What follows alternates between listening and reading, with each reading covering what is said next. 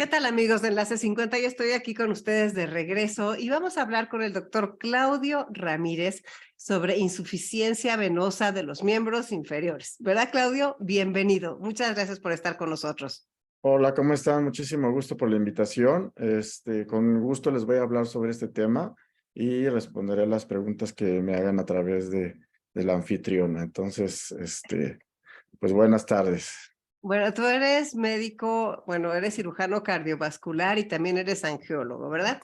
Soy cirujano vascular. Cardiovascular son los que operan corazón y los vasculares los que operamos todo lo que no es corazón, ¿sale? Pero también nos llaman angiólogos. Ah, o sea, ¿es igual angiólogo que cirujano vascular? Así a términos generales, sí, pero en otros países, angiólogo y cirujano vascular sí tienen una gran diferencia, porque los angiólogos ven la parte médica de lo vascular y los cirujanos vasculares son los que, aparte de ver esa parte, también operan, ¿sale? Digamos que son como la parte clínica y la parte quirúrgica, pero aquí en México se conocen por lo mismo, angiólogos o cirujanos vasculares es lo mismo. Muy bien. Bueno, pues a ver, nosotros en este programa somos personas de 60 años en adelante y Ujú. hombres y mujeres, y realmente pues el tema este de esa insuficiencia que tanta lata nos da, a pesar de muchos cuidados que hacemos algunos, ¿nos puedes hablar de ella y cómo prevenir y cómo curar y todo lo que nos puedas decir?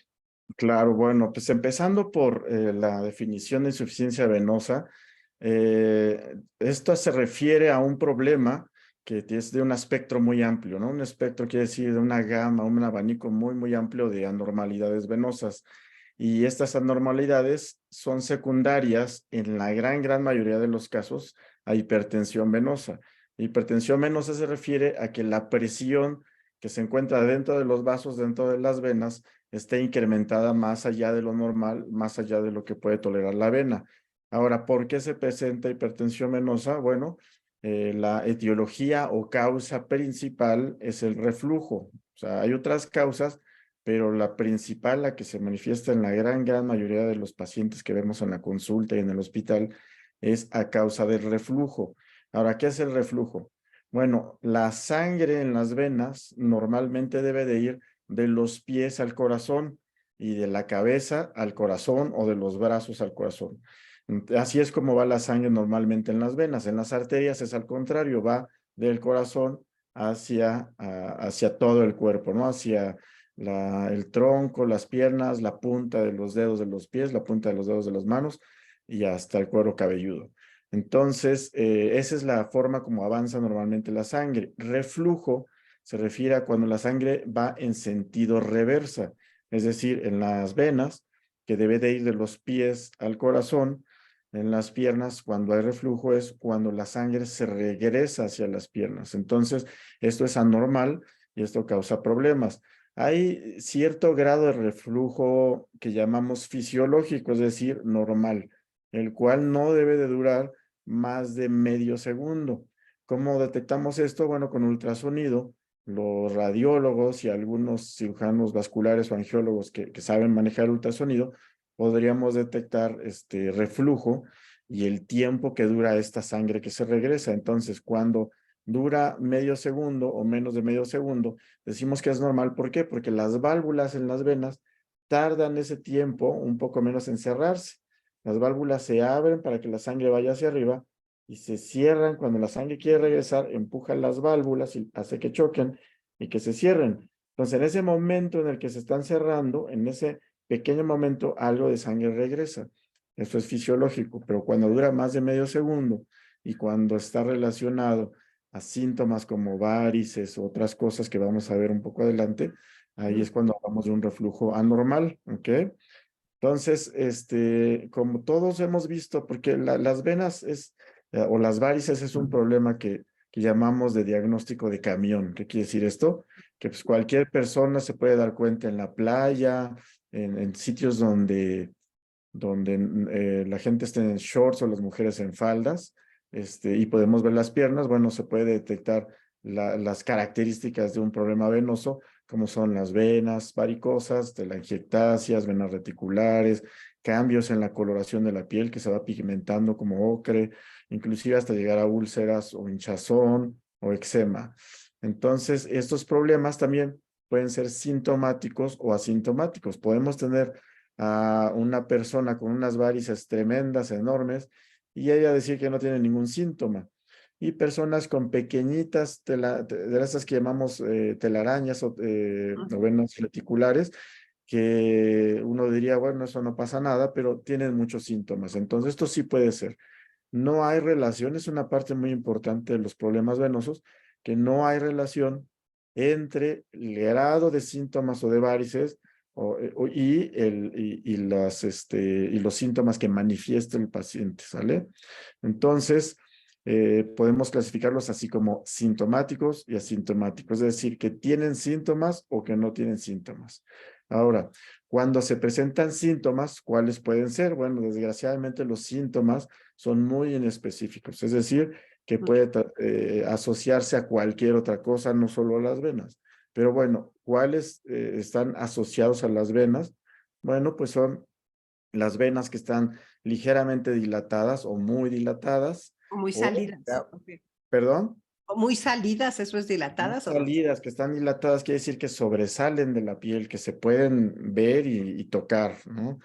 Y también cambios crónicos en la piel, que pueden ser como lo que habíamos dicho, que se endurece, se adelgaza, se hace brillosa y en ocasiones hasta se ulcera. O sea, las úlceras quiere decir que se abre la piel. O hay pacientes que no es tan frecuente, pero sí lo vemos regularmente, es los sangrados de las varices. O sea, cuando dicen que chin sangró, es porque una varice está en una protuberancia ósea, en una zona de mucho roce, y esta presión que genera la vena hacia la piel hace que se adelgace y con algún roce o algún golpe puede sangrar. ¿Ok? Entonces, ¿a qué se debe o por qué ocurre este reflujo? Bueno, hay varias teorías, las más aceptadas son dos, una europea y una americana. La más aceptada es la teoría europea, que habla de que las venas, así como con el envejecimiento, la piel y todo pues va cayendo, el cabello va perdiendo fuerza, etcétera. Así igual las venas, que tienen una fuerza establecida desde que nacemos, se va perdiendo esta fuerza, se va perdiendo la cantidad de músculo que hay en las venas, que es pequeñitito, pero se va perdiendo ese pequeño, y también la colágena va perdiendo calidad y vamos perdiendo también colágeno. Entonces, esto hace que las venas tiendan con la edad a dilatarse con más facilidad. También está otra teoría, la americana, que no es tan aceptada, pero también es importante verla, es que las válvulas, esta que les hablaba, que cierran Y para que cierra. solo la sangre vaya en un solo sentido, estas válvulas fallan, que fallan solitas, que se rompen o dejan de funcionar.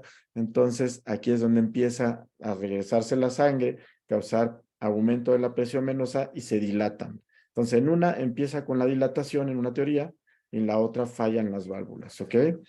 También hay otras cosas muy importantes que hay que señalar, que son la bomba muscular. En las arterias tenemos su bomba muscular, ese es el corazón, ¿no? Y lanza la sangre con una fuerza importante. Pero las venas no tienen una bomba propiamente de ellas, pero se aprovechan de los músculos de las piernas. Entonces, por eso que es muy, muy importante mantenerse activos, moviéndose, haciendo ejercicio, porque esto comprime, bueno, aprieta los músculos, comprime las venas y hace que la sangre suba al corazón, ¿ok? La otra causa es las trombosis venosas, es decir, cuando hay coágulos o hay antecedentes de coágulos, o trombos también se llaman coágulo, o trombo es lo mismo, que es cuando la sangre se aglomera, se forman fibras que vienen de unos proteínas que se llama fibrina, y en esa fibrina se pegan plaquetas, células blancas y las células rojas, entonces forma un coágulo o trombo. Estos trombos que pueden tener muchos orígenes, que bueno, esto ya sería para otra Otra plática plática, completa. Ujú. pero bueno, las trombosis cuando se dan dejan en algunos casos cicatrices en las venas y consecuencia como reflujo, obstrucciones, que la sangre ya no puede pasar porque la vena está obstruida. Puede ser totalmente, que esté totalmente cerrada o que haya un poquito de flujo, pero finalmente la vena no es normal, ¿ok? Y la otra son obstrucciones, pero que no son trombóticas, es decir, que algo está obstruyendo la vena, pero no es trombo, y normalmente son compresiones extrínsecas, que pueden ser por tumores que están por afuera o por las mismas arterias. Hay fenómenos que hacen que las arterias con el latido va apretando la vena, ¿ok? De Ujú. esos tenemos varios síndromes. Los más conocidos es el síndrome del cascanueces o el síndrome de May-Thorner, que son compresiones de las venas a causa de las arterias y puede ser entre arteria y arteria o entre arteria y hueso, ¿ok? Ahí en medio queda la vena y queda comprimida entre estas dos estructuras. Entonces, bueno, pues, ¿qué es lo que pasa cuando hay hipertensión venosa? Como habíamos dicho, la hipertensión venosa hace que las paredes de las venas se dilaten, o sea, se engrosen, se hinchan, y esto hace que afecte las estructuras que están alrededor de la vena.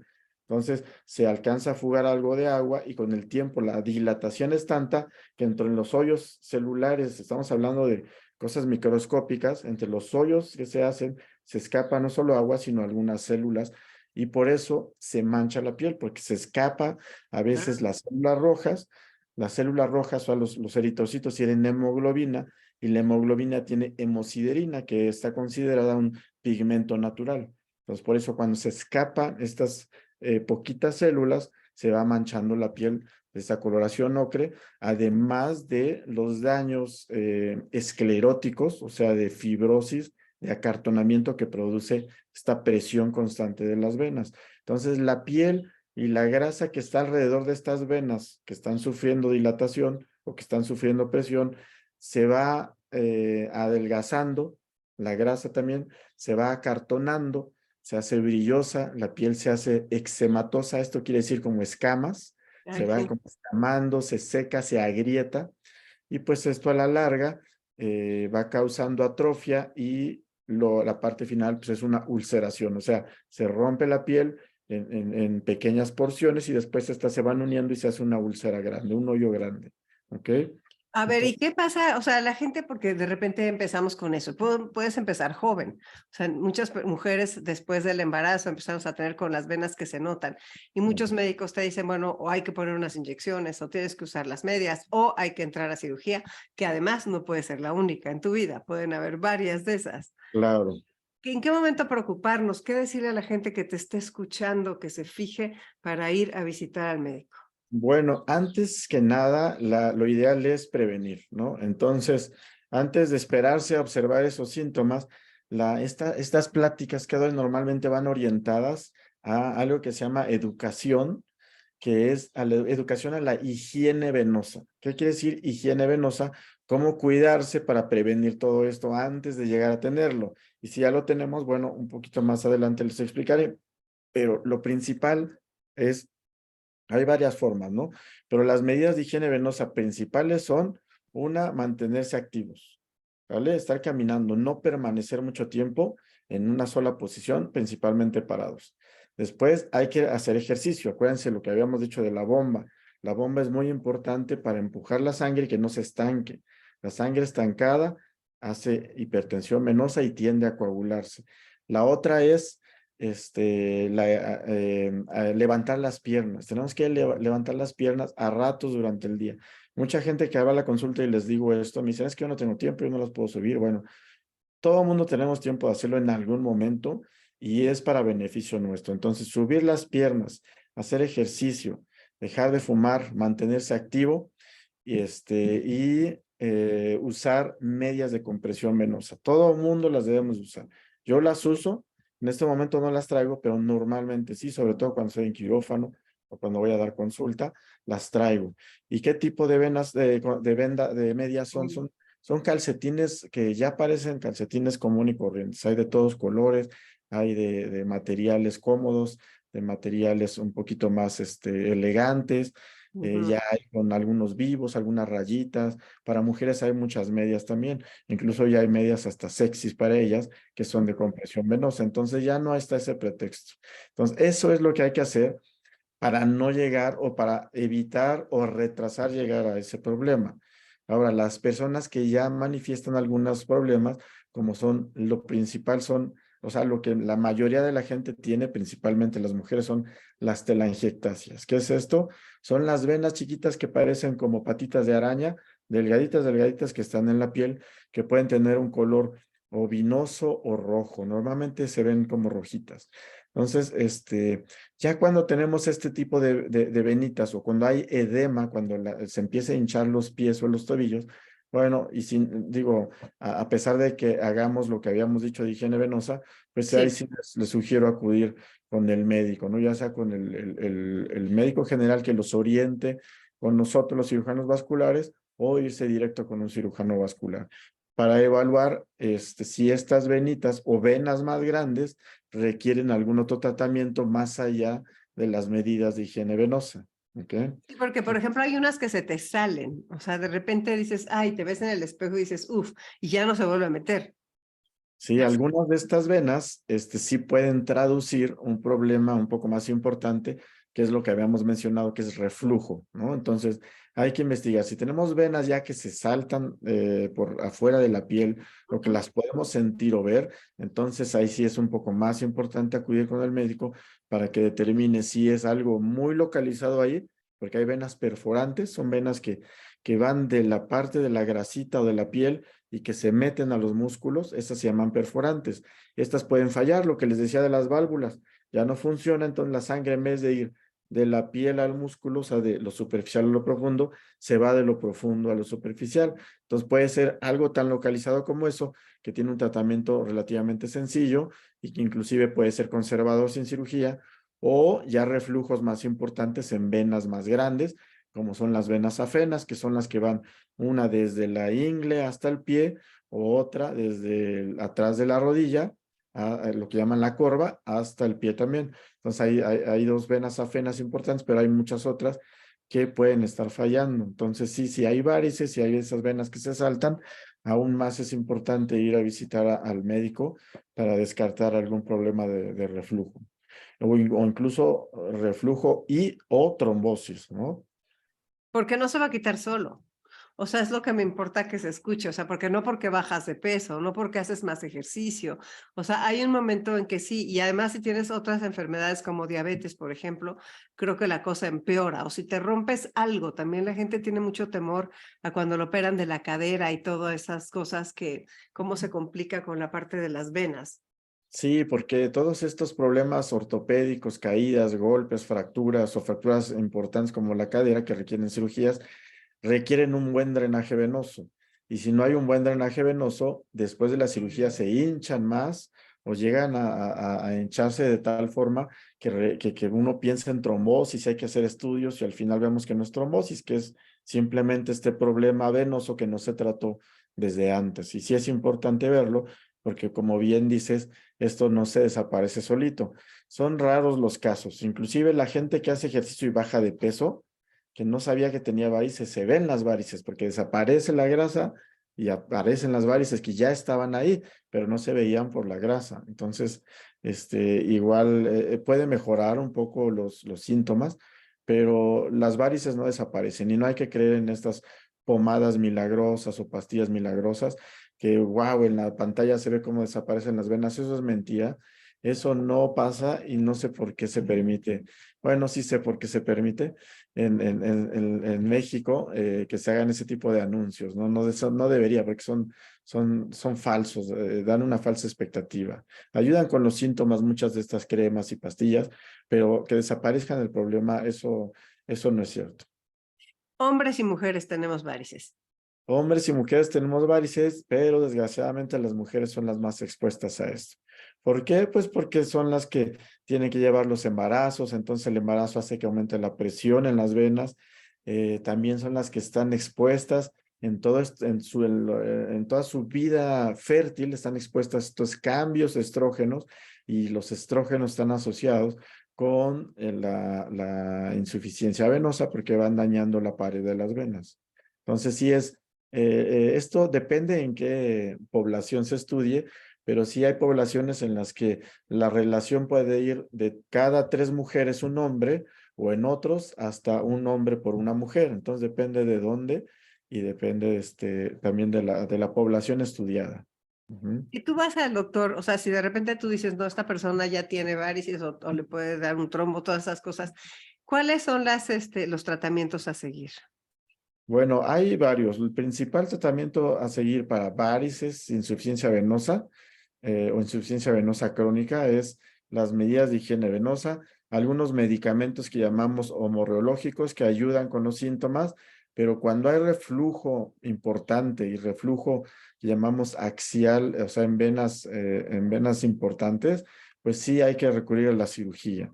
Y la cirugía, bueno, consta de tratamientos ambulatorios, que es cerrar la vena por dentro, la que está regresando la sangre, cerrarla para disminuir esta carga de vena, este aumento de la presión, y esto hace que muchas de las varices desaparezcan. Sin embargo, optamos por hacer el tratamiento combinado, que es cerrar esta vena y además todas estas pequeñas varices que son, digamos, hijas de esta vena, se quitan, se hace una excisión de las venas, o sea, se arrancan, ¿sale? Ahora, ya lo de las trombosis o coágulos, pues eso es más complejo. Entonces, esto sí requiere ya un estudio bien específico con ultrasonido, a veces con tomografía, con contraste, para evaluar hasta dónde llega el trombo. Muchas veces los pacientes se tienen que hospitalizar para tenerlos en reposo, darles anticoagulante y así disminuir el riesgo de que se haga algo que llamamos tromboembolia pulmonar, ¿sale? La tromboembolia pulmonar es un problema que, dame un segundito, perdón. Es un problema que se ocasiona porque los coágulos o trombos que están en las piernas viajan hasta los pulmones. Entonces, o sea, viajan al corazón y de ahí a los pulmones. Entonces, este es un problema muy serio y por eso las trombosis pues, se deben de tratar la gran mayoría en pacientes hospitalizados, los dejamos en reposo, damos anticoagulantes y cuando las trombosis son muy serias, muy extensas, hay que operarlos, ¿sí? Se les pone unos catéteres que disuelven los trombos, y ya que se limpia todo esto, analizamos las venas a ver si hay algunas obstrucciones para inflarlas con baloncitos y tratar de limpiar toda la vena. Ujú. ¿Esos trombos te dan porque sí, de repente? O sea, porque una persona sana le puede pasar o tiene que venir de una cirugía o de otra enfermedad. Las personas sanas que tienen trombosis es porque tienen digamos, algún accidente, trauma o porque tuvieron algún evento que los obligó a estar sin moverse por un periodo prolongado, digamos más de 24, 48 horas que no se mueven de forma común como ellos lo hacían. Las personas sanas esto produce estasis de la sangre, o sea, la sangre no se mueve y la sangre que se queda estancada o que no se mueve, se coagula. Entonces, así se producen los trombos en personas sanas. En personas que se presentan trombos que tienen algún otro problema, pueden ser personas con algunas alteraciones genéticas que tienen algo en la sangre que ocasiona que formen coágulos o pacientes con enfermedades asociadas como personas con cáncer, personas con EPOC, o sea, con problemas pulmonares, que por estar fumando, también el cigarro está asociado a los trombos. Entonces, sí los trombos no se pueden dar en una persona sana así nada más, es muy raro. Una persona con trombos es porque, si es sana, es porque tuvo algún trauma, alguna cirugía, algún estado que la tuvo acostado o sin moverse mucho tiempo, o personas sanas, digamos, entre comillas, porque tienen algo genético que ocasiona que su sangre forme coágulos, o personas con comorbilidades, ¿no? Como decíamos, personas con cáncer, con infecciones severas, con cirugías muy grandes, ¿ok? Todos esos factores que producen que se formen coágulos. Y la cirugía realmente no es grave, ¿no? O sea, no de los coágulos, no, no de los trombos, pero cuando tienes varices y te ponen ¿cómo se llama? Es con láser, ¿no? O algo así, o... Sí, bueno, esta cirugía se llama mínima invasiva, en su característica, y se llama ablación endovascular, ¿ok? O sea, ablación, o sea, que se cierra por dentro la vena, por eso es endovascular. Y de hay dos tipos en general, que son los tipos térmicos, o sea, que producen calor, y los otros tipos que no producen calor. Los que no producen calor son los más novedosos, pero que están en estudio y que todavía no se ha extendido su uso, que son con pegamentos o espumas que cierran la vena. Estos son los métodos, llamamos fríos, y los métodos térmicos o calientes principalmente son dos, que es el láser o la radiofrecuencia. Lo que hace es el láser por dentro va quemando la vena y la cierra por dentro, y la radiofrecuencia igual, son catéteres muy delgaditos. La radiofrecuencia hace que vibre a una frecuencia, válgame el pleonasmo, pero a una frecuencia muy elevada, y esto produce calor, va dañando la parte interna de la vena y la va cerrando. Estos son los métodos más conocidos, más importantes, más novedosos, porque también está la cirugía tradicional que se llama safenectomía, que en este es donde hay que hacer una incisión en la ingle, una incisión hasta el tobillo, y después se mete un alambre bien largo y se amarra arriba y se arranca la vena, se saca la vena, toda la vena, ¿sale? Eso ya se sigue haciendo en muchos lados, pero ya ha estado cayendo en desuso, porque es más fácil hacer la ablación con láser o radiofrecuencia, y tiene menos comorbilidades. La principal es la lesión a los nervios, ¿sí? Porque los nervios van al ladito de las venas. Afortunadamente son nervios sensitivos, pero es muy molesto, créeme, en pacientes que se dañan los nervios es muy molesto no sentir o tener sensación como de quemazón, ardor, o como que les escurre agua. Entonces, esto se presenta mucho menos con las técnicas endovasculares. Y la recuperación es rápida. La recuperación es más rápida, sí. Ya hay técnicas de safenectomía un poquito más ambulatorias. Aún así, sí, la experiencia del paciente es referida mejor con los procedimientos endovasculares que con la cirugía antigua. Pero como médicos, como cirujanos, la principal razón por la que preferimos la ablación endovascular es por la recidiva. Es decir, ¿qué probabilidad hay de que estas varices vuelvan a salir? Bueno, es más alto, mucho más alto, más del doble con la safenectomía, o sea, la cirugía tradicional, que con los métodos endovasculares. Y esto tiene varias razones y causas, que es un poquito complejo de explicar, y bueno, no creo que valga mucho la pena señalarlas. Pero bueno, lo importante que me gustaría que le quedara a las personas que están escuchando es que sí es algo que tenemos que cuidar. El punto que dije de que no se quita solo, de que sí nos pasa a hombres y mujeres y de que tenemos que prevenirlo. O sea, lo ideal es prevenirlo. Y si Lo ya lo ideal, tenemos, no ignorarlo. exactamente. Aquí lo ideal es prevenirlo, y eso yo a veces antes decía que pierdo tiempo con mis pacientes en eso, pero bueno, la verdad es que lo invierte el tiempo y explicando, y yo le llamo lavar el cerebro, porque hay que estar insistiendo, hacer ejercicio, usar las medias, levantar las piernas, mantenerse activo. Es bien importante estar señalando. Pues Claudia, muchísimas gracias por haber estado en Enlace 50. Aprendimos mucho. ¿Algún otro mensaje, otra pregunta que no te haya yo hecho y que es importante que le digas a la audiencia? Bueno, algo bien importante, porque siempre que hablo yo le dedico 2, 3 diapositivas a esto, es la herencia, ¿ok? Si le quieren echar a alguien la culpa de las venas en sus piernas, échensela a sus papás y a sus abuelos. Si tienen 2 papás con el problema, tienen el 90% de probabilidades de tenerlo ustedes. Y si solo un padre lo tiene, mujeres hasta el 60%. Entonces, algo muy asociado a la genética. Pero no quiere decir que no podamos hacer nada. Entonces, hay que cambiar nuestros hábitos, es bien importante, elevar las piernas, mantenerse activo, hacer ejercicio y usar las medidas de compresión. Sí, porque fíjate, ahora que lo dices, bueno, mi mamá tenía muy mala circulación, pero de repente uno va al masaje, hace un masaje casi que en la playa y te dicen, ah, qué mala circulación tiene. ¿Cómo se dan cuenta? O sea, ¿por qué? Porque tienes las venas salidas o... Sí, bueno, aquí es un poco difícil especificar eso, porque pues muchas personas que dan masajes les dan la mala idea a los pacientes que tienen mala circulación y no la tienen. Llegan conmigo, los reviso y están perfectos. Pero sí, muchas veces cuando lo dicen es porque hay varices, y ahí sí tienen un poco más de razón. A veces es porque se hinchan las piernas, también ahí tienen razón, ¿sale? Pero hay cambios en la coloración de la piel, en la temperatura, que no forzosamente hablan de alteraciones o de fallas en la circulación. Entonces, no les crean eso, pero tómenlo en cuenta para ir con el doctor. Perfecto. Claudio, ¿y a ti dónde te localizan las personas que quisieran, que tuvieran una duda o que quisieran verte en consulta?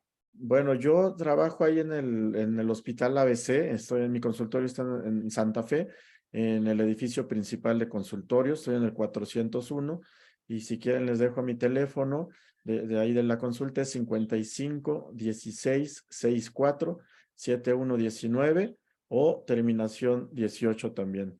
Ahí les contesta mi secretaria, que es una persona muy amable, muy linda, y con ella pueden agendar una cita. Perfecto, Claudio. Pues muchísimas gracias por tu tiempo y por todo lo que aprendimos y pues seguiremos cuidándonos. Muchas gracias por haber estado Muchas aquí. gracias por la invitación, espero verlos pronto. Gracias. Soy Concha León Portilla. Quédate en Enlace 50.